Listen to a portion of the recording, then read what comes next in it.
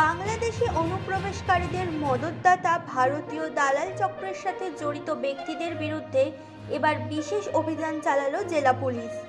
Police সূত্রে জানা যায়, নদিয়ার হাঁসখালি থানার অন্তর্গত উলাশী পূর্বপাড়ার বাসিন্দা মতিয়ার মণ্ডল এর আগেও বাংলাদেশ অনুপ্রবেশকারীদের ভারতে প্রবেশ করার জন্য সাহায্য করেছিলেন এবং তাদের ভারতীয় নথিপত্র তৈরিও করে দিয়েছিলেন। সেই ঘটনার আগে থেকেই নদিয়ার হাঁসখালি থানায় একটি মামলা রুজু করা হয় তার বিরুদ্ধে।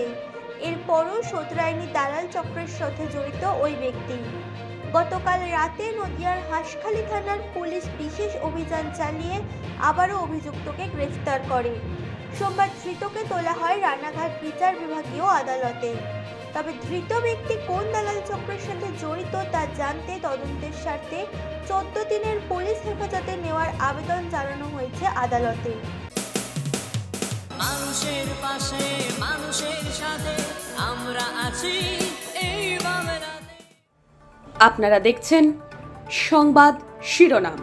দেখলেন তো অনেক কিছু, এবার দেখুন নতুন কিছু।